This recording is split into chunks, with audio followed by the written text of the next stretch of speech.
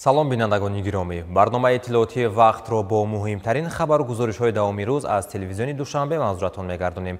Дар студия бо хабарҳо Валиҷон Шарифзода. Дар оғоз сархати хабарҳо. идомаи сафари президенти ҷумҳурии Тоҷикистон пешвои миллат муҳтарам Эмомалӣ Раҳмон дар шаҳри Токиои Ҷопон. мулоқоту воқеаҳои судманд бо намояндагони воломақоми ин кишвар.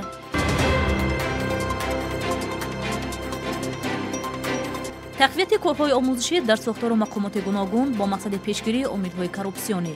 ин навбат дар мақомоти иҷроияи ҳокимияти давлати ноҳияи Фирдавсӣ. оғози ду озмун дар пойтахт. рақобат дар озмунҳои шаҳрии ҳамсароён ва рассоми Наврас дар ин замина. шарҳи пурраи хабарҳо. 18 декабр президенти ҷумҳурии Тоҷикистон пешвои миллат муҳтарам Эмомалӣ Раҳмон бо сафари расмӣ ва барои иштирок дар ҳамоиши муколамаи Осиёи Марказии Ҷопон вориди шаҳри Токиои Ҷопон шуданд. 18 декабр президенти ҷумҳурии Тоҷикистон пешвои миллат муҳтарам Эмомалӣ Раҳмон бо сафари расмӣ ва барои иштирок дар ҳамоиши муколамаи Осиёи Марказӣ Ҷопон вориди шаҳри Токиои Ҷопон шуданд. дар саҳни фурудгоҳи Ҳанеда президенти ҷумҳурии Тоҷикистон муҳтарам Эмомалӣ Раҳмонро намояндагони воломақоми Ҷопон гарму самимӣ истиқбол гирифтанд. ба ифтихори меҳмони олиқадр майдони фурудгоҳ бо парчамҳои давлатӣ оро ёфта буд.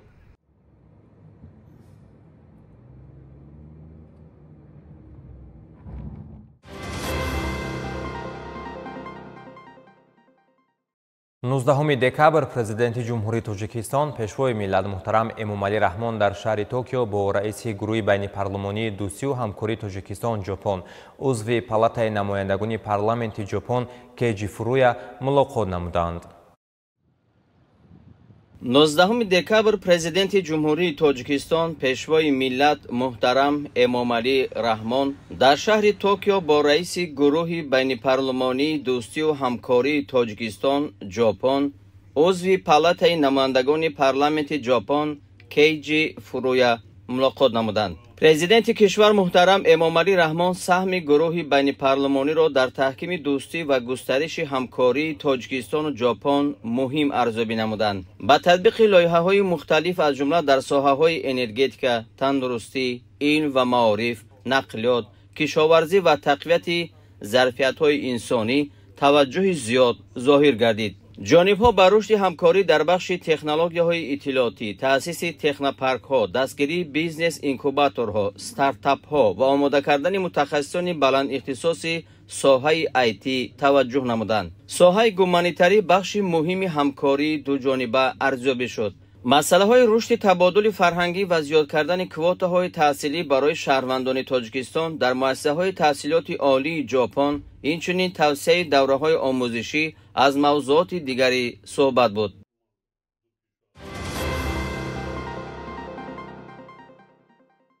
19 декабр президенти ҷумҳурии Тоҷикистон пешвои миллат муҳтарам Эмомалӣ Раҳмон дар шаҳри Токио бо президенти агентии ҳамкории байналмилалии Ҷопон Акихико Танака мулоқот намуданд. 19 декабр президенти ҷумҳурии Тоҷикистон пешвои миллат муҳтарам Эмомалӣ Раҳмон дар шаҳри Токио бо президенти агентии ҳамкории байналмилалии Ҷопон ҷайка Акихико Танака мулоқот намуданд. президенти кишвар муҳтарам Эмомалӣ Раҳмон таъкид карданд, ки ҷониби Тоҷикистон сатҳи ҳамкорӣ бо Ҷопонро дар чаҳорчӯби агентии ҳамкории байналмилалии Ҷопон ҷайка баланд арзёбӣ мекунад. ҷонибҳо ба рушди ҳамкорӣ дар соҳаҳои муҳими иқтисоди миллии кишвари мо, аз ҷумла ҷиҳати татбиқи лоиҳаҳои муштарак дар бахшҳои саноат, нақлиёт, энергетика, кишоварзӣ, обтаъминкунӣ, маориф ва тандурустӣ таваҷҷӯҳи зиёд зоҳир намуданд. аз имзои ду созишномаи нави грантӣ оид ба лоиҳаҳои сохтмони як зеристгоҳ ва муосирсозии таҷҳизоти сканерии борҳо дар дидбонгоҳи гумрукӣ истиқбол карда шуд. ҷалби сармояи мустақими ҷопонӣ аз ҷумла қарзҳои имтиёзноки йенӣ аз мавзуоти дигари суҳбат буд. рушди энергетикаи сабз аз самтҳои ояндадори ҳамкорӣ номида шуд. барои тавсеяи бахшҳои барномаи JDS дар соҳаҳои тиб, нанотехнология, технологияҳои иттилоотӣ, техникаи авиатсионӣ, امنیت اطلاعاتی، حفظ محیط زیست و تأسیس مرکز اینواتسیا و تکنولوژی‌های رقمی تاجیکستان و ژاپن در کشور ما اظهار هوسمندی کرده شد.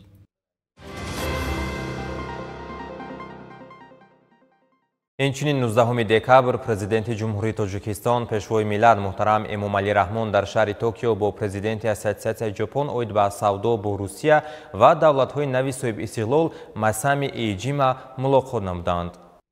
19 декабр президенти ҷумҳурии тоҷикистон пешвои миллат муҳтарам эмомалӣ раҳмон дар шаҳри Токио бо президенти ассотсиатсияи ҷопон оид ба савдо бо Русия ва давлатҳои нави соҳибистиқлол ротобо Масами Ииҷима мулоқот намуданд. дар вохӯри самтҳои ояндадори ҳамкорӣ миёни тоҷикистон ва ҷопон баррасӣ шуд. роҳбари давлат муҳтарам эмомалӣ раҳмон ассотсиатсияи ҷопон оид ба савдоро василаи муҳими густариши робитаҳои иқтисодӣ ва таҳкими алоқаҳои тиҷоратӣ миёни кишварҳои мо номиданд. таъкид гардид ки тоҷикистон дорои захираҳои нодир, мавқеи географии муносиб ва иқтидори зиёди инсонӣ мебошад. дар ин зимн гуфта шуд ки ин имкониятҳо кишвари моро ба макони ояндадори ташаккули занҷираҳои логистикӣ ва истеҳсолӣ табдил медиҳанд. ба истифодаи имкониятҳои роҳандозии коркарди маҳсулоти кишоварзӣ, тавсияи саноати насоҷӣ, бонкдорӣ, зеҳни сунъӣ ва дорусозӣ таваҷҷӯҳи зиёд зоҳир гардид. аз ассотсиатсия даъват карда шуд ки дар сохтмони нерӯгоҳҳои хурди барқии обӣ, офтобию бодӣ ва муосиргардонии иншооти мавҷудаи энергетикӣ, ҳамчунин таъсиси корхонаҳои муштарак иштирок намоянд. парвариши маҳсулоти аз ҷиҳати экологии тоза аз ҷумла меваҷот, ангур, лӯбиёгиҳо ва растаниҳои шифобахш самтҳои қобили таваҷҷӯҳ дониста шуд. ҳамчунин шароити мусоиди таъсиси корхонаҳои саноатӣ, истифодаи ашёи хоми минералӣ ва захираҳои энергетикӣ муаррифӣ гардид.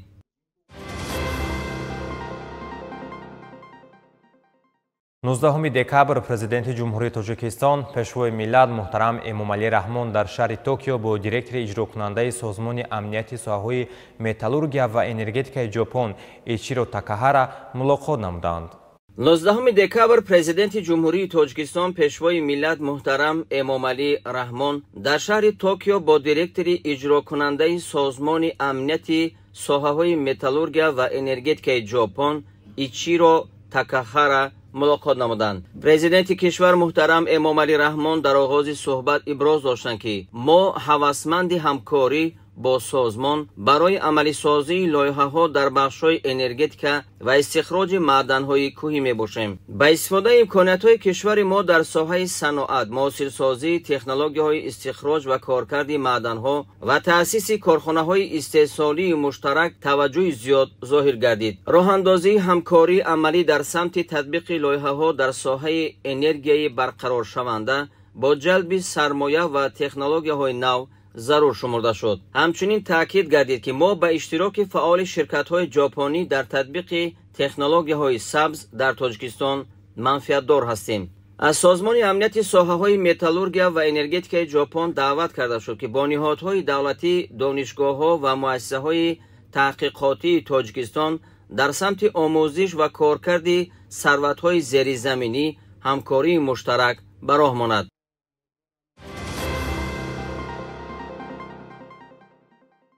дар ин баробар 19 декабр президенти ҷумҳурии тоҷикистон пешвои миллат муҳтарам эмомалӣ раҳмон дар шаҳри Токио бо императори ҷопон муҳтарам Нарухито мулоқот намуданд. 19 декабр президенти ҷумҳурии тоҷикистон пешвои миллат муҳтарам эмомалӣ раҳмон дар шаҳри Токио бо императори ҷопон муҳтарам Нарухито мулоқот намуданд.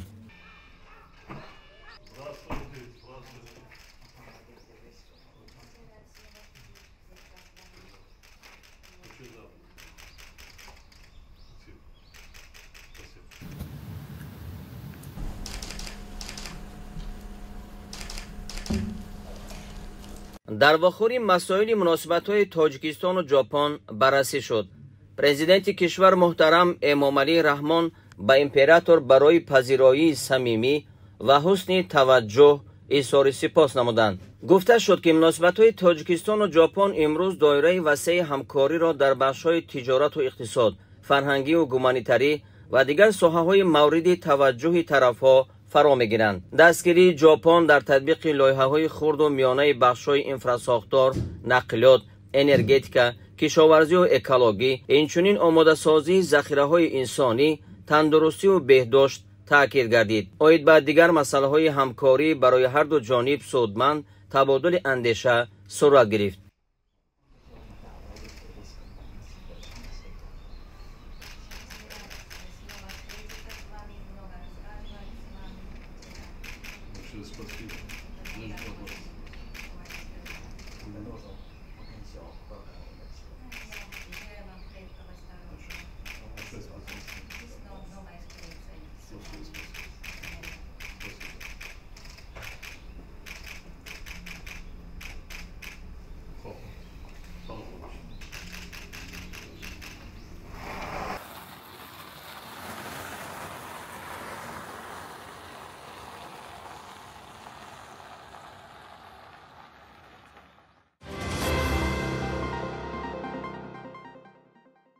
نوزدهم دکبر президенти ҷумҳурии тоҷикистон пешвои миллат муҳтарам эмомалӣ раҳмон дар шаҳри Токио бо раиси палатаи мушовирони парлумони ҷопон Секигучи Масакадзу мулоқот намуданд. 19 декабр президенти ҷумҳурии тоҷикистон пешвои миллат муҳтарам эмомалӣ раҳмон дар шаҳри Токио бо раиси палатаи мушовирони парлумони ҷопон Секигучи Масакадзу мулоқот намуданд. президенти кишвар муҳтарам эмомалӣ раҳмон таъкид доштанд ки тоҷикистон ба ҳамкории байни парлумонӣ бо ҷопон таваҷҷӯҳи хос зоҳир менамояд. Дипломатияи парлумонӣ василаи муассири таҳкими мибаъдаи муколамаи байнидавлатӣ номида шуд. пешбурди робитаҳои фаъоли гурӯҳи дӯстӣ ва ҳамкории маҷлиси миллии маҷлиси олии ҷумҳурии тоҷикистон ва палатаи мушовирони парлумони ҷопон зарур шумурда шуд. ҷонибҳо ҳамчунин оид ба дигар ҷанбаҳои дӯстонаи тоҷикистону ҷопон самтҳои мавриди таваҷҷӯҳ аз ҷумла рушди ҳамкорӣ дар соҳаҳои муҳими иҷтимоиву иқтисодӣ, бахшҳои инфрасохтор, саноат, энергетика, кишоварзӣ, ҳифзи муҳити зист ва тандурустӣ табодули андеша намуданд. ба масъалаи рушди ҳамкорӣ дар бахши иқтисоди рақамӣ, ҷорӣ намудани технологияҳои сабз, рақамӣ ва зеҳни сунъӣ таваҷҷӯҳ зоҳир гардид. ҷалби сармоя ба бахши сайёҳӣ, рушди ҳамкории амалӣ бо ҷопон дар соҳаи муҳоҷирати меҳнатӣ ва густариши муносибатҳои фарҳангиву башарӣ аз мавзуоти дигари суҳбат буд.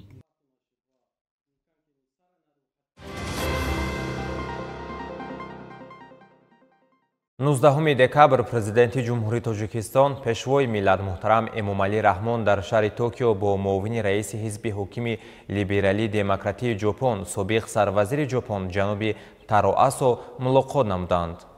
19 декабр президенти ҷумҳурии тоҷикистон пешвои миллат муҳтарам эмомалӣ раҳмон дар шаҳри Токио бо муовини раиси ҳизби ҳокими либералии демократии ҷопон собиқ сарвазири ҷопон ҷаноби Таро Асо мулоқот намуданд. дар вохӯри масоили ҳамкории дуҷониба ва нақши муколамаи Осиёи Марказӣ ҷопон дар рушду густариши робитаҳои Тоҷикистону ҷопон баррасӣ шуд. президенти кишвар муҳтарам эмомалӣ раҳмон саҳми Таро Асоро дар рушди муносибатҳои Тоҷикистон ва Япония назаррас номиданд. саҳми ҳукумати ҷопон дар татбиқи лоиҳаҳои инфрасохторӣ, обтаъминкунӣ, тандурустӣ, таҳкими иқтидорҳои энергетикӣ ва омодасозии кадрҳо баланд арзёбӣ карда шуд. дар мулоқот оид ба дигар мавзӯъҳои мавриди таваҷҷӯҳ гуфтугӯи судманд сурат гирифт. ҳамзамон 19 декабр президенти ҷумҳурии тоҷикистон пешвои миллат муҳтарам эмомалӣ раҳмон дар шаҳри Токиои ҷопон бо як гурӯҳ донишҷӯёни тоҷик мулоқоти самимӣ доир намуданд. 19 декабр президенти ҷумҳурии тоҷикистон пешвои миллат муҳтарам эмомалӣ раҳмон дар шаҳри Токиои ҷопон бо як гурӯҳ донишҷӯёни тоҷик мулоқоти самимӣ доир намуданд. зимни суҳбат сарвари давлат муҳтарам эмомалӣ раҳмон аз шароити таҳсили донишҷӯён пурсон шуда бо итминон иброз доштанд ки онҳо донишу малакаи дар ҷопон ба дастовардаи худро барои рушду пешбурди тоҷикистони азизамон сафарбар хоҳанд кард. роҳбари давлат муҳтарам эмомалӣ раҳмон ҷавононро ба бештар ва амиқтар андохтани илму дониш ва малакаҳои беҳтарин дар донишгоҳҳои ҷопон ҳидоят намуданд.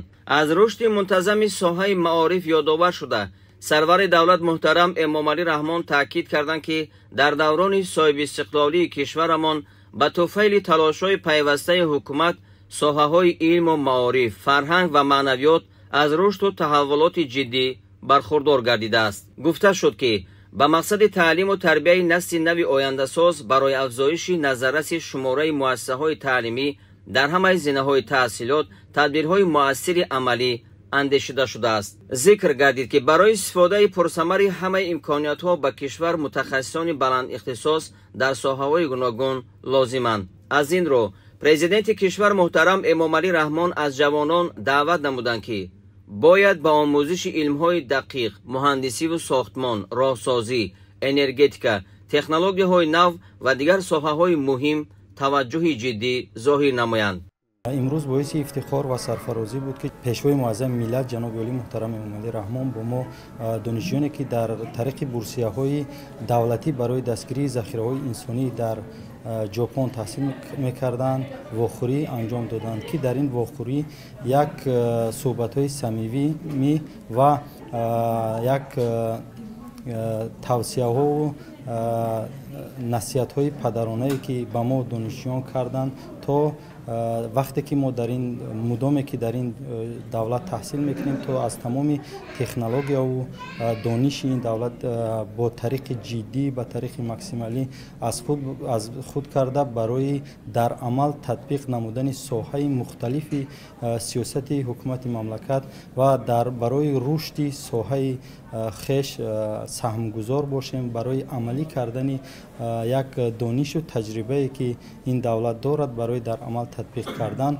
عملی سازیم. در حقیقت این ملاقات بعد از پیام پیشوای معظم ملت به پارلمان مملکت ارائه گردید که در این پیام بسیار نقطه هایی که برای تمام ساحه های سیاست حکومت مملکت برای دورنمایی که در سال آینده باید میسازد هر یک ساحه مختلف حکومت مملکت عملی نماید ارائه گردیده بود که برای تمام دانشجویان در ژاپن تحصیل کرده ایستاده بسیار هم پرمحتوا و خاطرمان و همزمان ما جوانان را میسازد که برای انمو باوری که رهبر حکومت مملکت پیشوای معظم ملت به ما جوانان همچون نیروی سازنده دارد این باوری را در عمل تطبیق نماییم و برای رشد وطن عزیزمان تاجیکستان سهمگذار باشیم.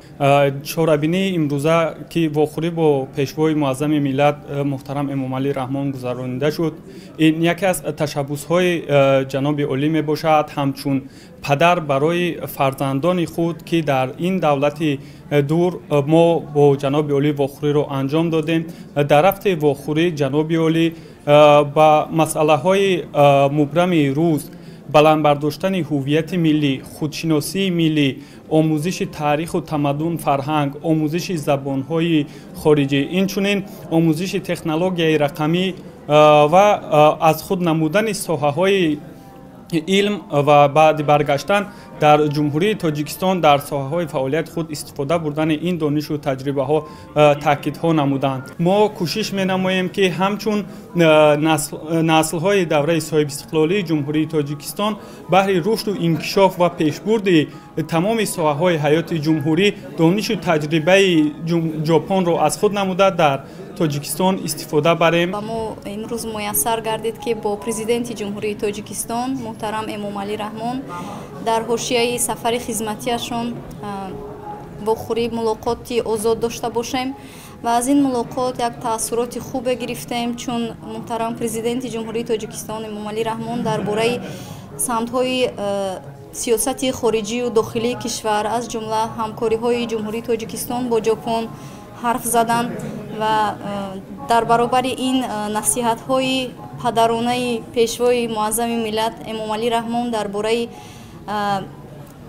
هر روزه رشد و تکامل شخصی و ملکه کسبی گرفتن در این دولت پیشرفته‌ترین از جهت اقتصادی پیشرفته‌ترین روی دنیا با ما یک مسئولیت دیگر بخشید و تاکید کردن گشته و برگشته که وظیفه اساسی ما در اینجا آموختن و تجربه ژاپنی را به جمهوری تاجیکستان برده تطبیق کردن است و این به ما امکانیت می‌دهد که در ژاپن هم از رشد رقمی کنونی تمام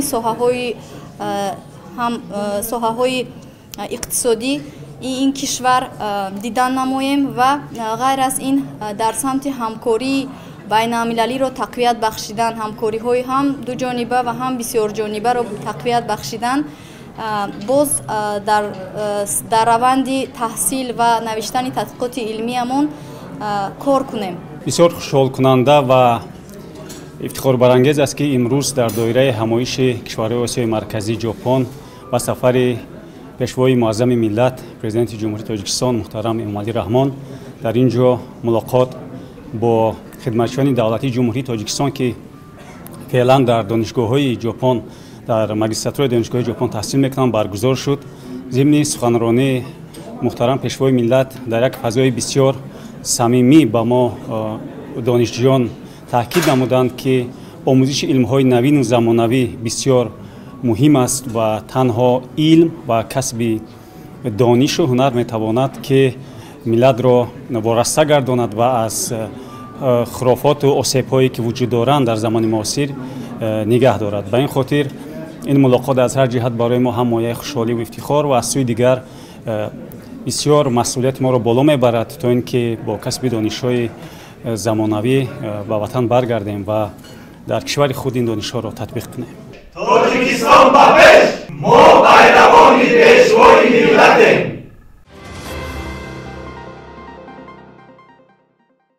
موضوع دیگر پیشگیری коррупсия با راههای گذراندن اکسپرتیز ضد коррупسیونی و لایحه سندهای معیاری حقوقی در مقامات خود اداره کنی شهرک و دهات تحت چنین عنوان در تالار مقامات اجرایی حکومت دولتی ناحیه فردوسی میز مدور با اشتراک مسئولین مقامات ناحیه گذرانده شد.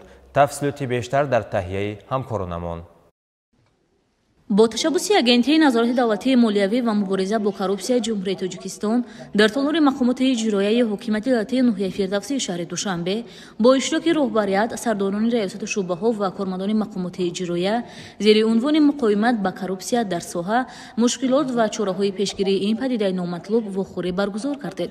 дар чорабинии мазкур намояндагони агентии назорати давлатии молиявӣ ва мубориза бо коррупсияи ҷумҳурии тоҷикистон раёсати агентии назорати давлатии молиявӣ ва мубориза бо коррупсия ҷумҳурии тоҷикистон дар шаҳри душанбе роҳбарияти ноҳияи фирдавсӣ роҳбарони шӯъбаву бахшҳои мақомоти иҷроия ва зерсохторҳои он иштирок намуданд. дар чорабинии ҳозирин оид ба роҳҳои мубориза алайҳи коррупсия тадбирҳои пешгирии коррупсионӣ дар байни кормандони соҳа оқибатҳои даст задан ба амалҳои ришватситонӣ ва хисороту хислатҳои манфии ин зуҳрот ба соҳаи мақомоти иҷроия баромад намуда ба иштирокчиён вобаста ба талаботҳои қонунгузорӣ ва барномаҳои давлатии зидди коррупсионӣ маълумоти муфассал манзур карданд. пораву тамаҷҷӯҳӣ ё худ коррупсия чун вабои тамоми давру замон аз амалҳое ба ҳисоб меравад ки дар қиёс бо терроризму экстремизм зиштару хатарнок аст. аммо нафароне низ ҳастанд ки новобаста дар мақомоти давлатию ҷамъиятӣ кор ва фаъолият карданашон ба коррупсия даст зада бо ин амали нангин монеъҳои сунъӣ ҷиҳати ҳалли масъалаҳои гуногун эҷод намуда боварии шаҳрвандонро ба давлат ояндаи нек коста сохта бо ин васила табақаҳои гуногуни аҳолиро аз имкони комёб шудан ба сатҳи шоистаи зиндагӣ маҳрум мекунанд. дар идома ҳозирин таъкид доштанд ки тоза нигоҳ доштани тафаккури наврасон аз коррупсия ва аз андешаи он ки бо маблағ ҳамаи корро ҳал кардан мумкин ва ё ин ки коррупсия роҳи осони ба даст овардани маблағ кори ниҳоят душвор аммо барои ояндаи ҷомеа хеле зарурӣ буда пеш аз ҳама аз пиндор гуфтор ва рафтори ҳар яки мо ки амарӯза бо қишрҳои гуногуни ҷомеа дар тамос ҳастем манша мегирад.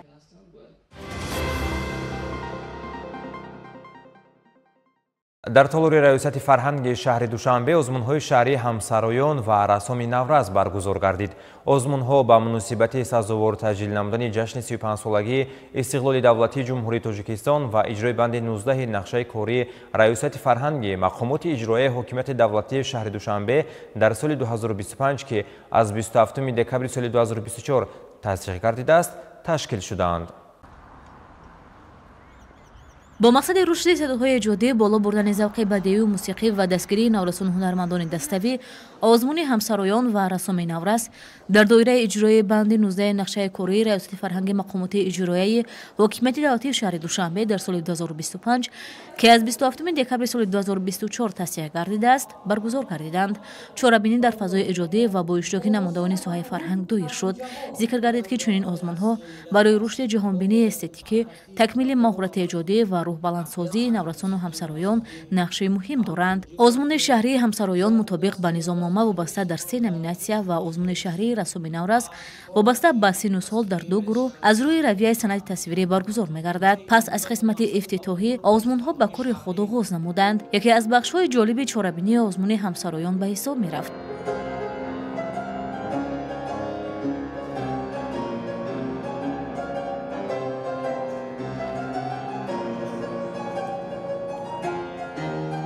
در آزمون همسرایان گروه‌های سرودخانه‌ای دسته‌جمعی اشتراک نموده با اجرای سرودها در شکل خور سطح بلندی هماهنگی، آوازخوانی و فرهنگ صحنوی خود را نشان دادند.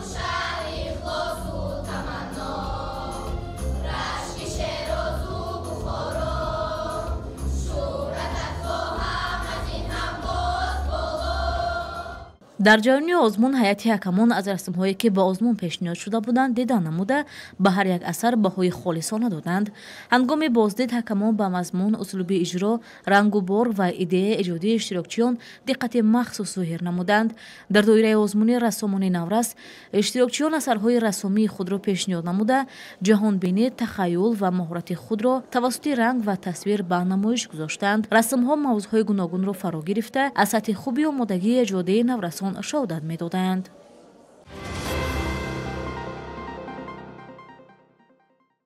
در مؤسسه تحصیلات میانه عمومی رقم 12 ناحیه اسماعیل سامانی با تشبث مقامات اجرایی حکومت دولتی ناحیه مراسم جایزه سپاری به غالبان دور ناحیوی آزمون شهری تو قلب تاجیکستان دوشنبه دایر گردید.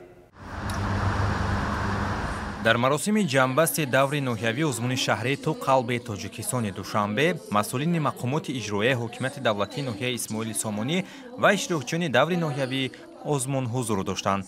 ضمن سخنرانی مسئولین قید نمودند که آزمون مذکور با مقصد دریافت و معرفی چهره‌های نو سخندان و سخنور، سرایندگی و آوازخوانی، بلند برداشتن مهارت اجرا کنندگی، تشکل استعداد و هنر نورسان و جوانان و در این زمینه احترام گذاشتن به تاریخ و فرهنگ ملی گذرانده می شود. در دوره ناحیوی آزمون شهری تو قلب تاجیکستان دوشنبه در ناحیه اسماعیل سامانی 250 نفر اشتراک نمودند. از این شماره 36 نفر آنها سزاوار زینه‌های افتخاری گردیدند که به همه آنها در وضعیت تنتنوی دیپلم و مکافات‌پولی‌های مقامات اجرایی حکومت دولتی ناحیه اسماعیل سامانی شهر دوشنبه تقدیم کرده شد. در دور ناحیوی سزاوار جای اول گشتم. در نامیناسیون ایجاد شعر بهترین در وصف پایتخت جمهوری تاجیکستان شهر دوشنبه. سپاسم را به محترم رئیس شهر میرسانم که چنین آزمونی با شکوه را برای ما تأسیس دادند که هوس ما برای شعر و شاعری باز هم بیشتر گردید.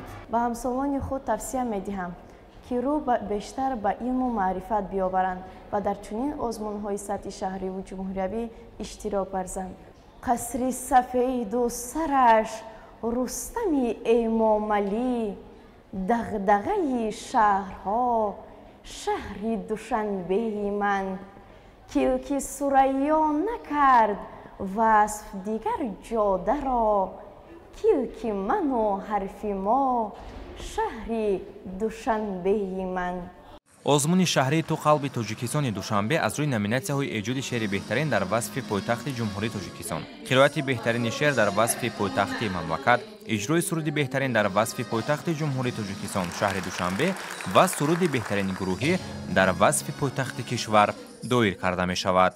تعلیم گیرنده محفل فروغ سپیدانای کتاب است مؤسسه دولتی مرکزی کودکان و نورسان شهر دوشنبه.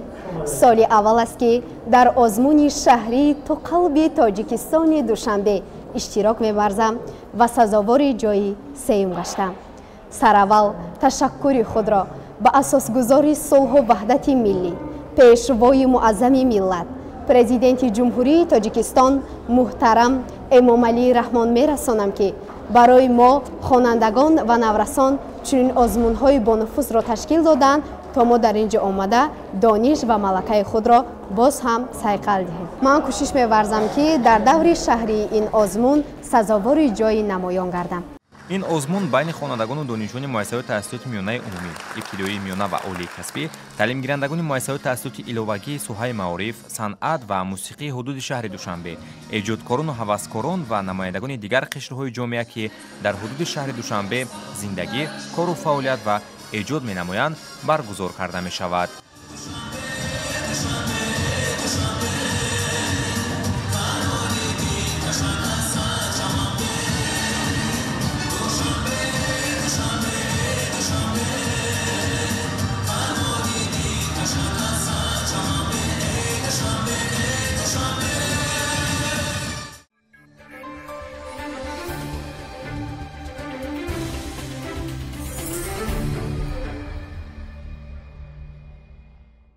ширкати Кока-Кола нӯшокиҳои Тоҷикистон идомаи ҳамкории стратегии худро бо Федератсияи футболи Тоҷикистон дар доираи як нишасти матбуотие ки дар идораи марказии ширкат дар шаҳри Душанбе баргузор шуд, эълон намуд. Созишномаи нав то охири соли 2027 амал мекунад ва бори дигар садоқати ширкат барои дастгирии рушди футбол ва тарғиби тарзи ҳаёти солим ва фаъолро дар саросари кишвар нишон медиҳад.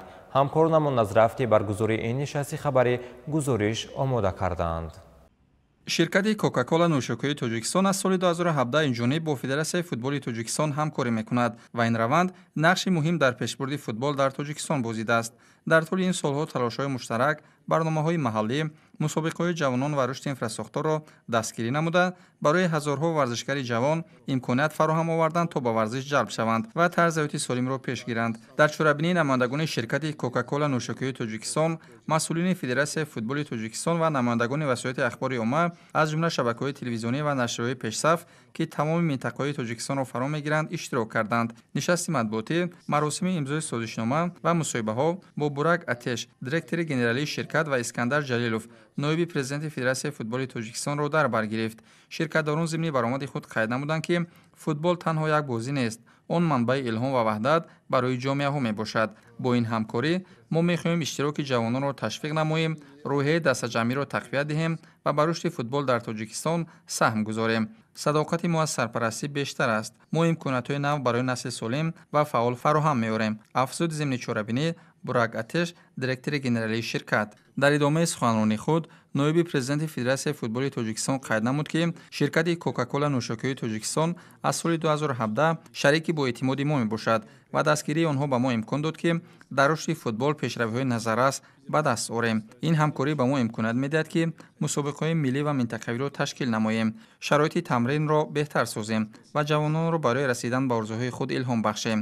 якҷоя мо заминаи мустаҳкам барои ояндаи футболи Тоҷикистон месозем. ин ҳамкорӣ саҳми ширкатро барои ҷалби ҷомеа ва тарғиби тарзи ҳаёти фаъол тавассути tashabbusҳои варзишӣ боз ҳам аён мекунад. бо дастгирии рушди футбол, ширкат мехоҳад ҷавононро илҳом бахшад, имкониятҳои баробар фароҳам оварад ва ба рушди дарозмуддати яке аз варзишҳои дӯстдошта дар Тоҷикистон саҳм гузорад.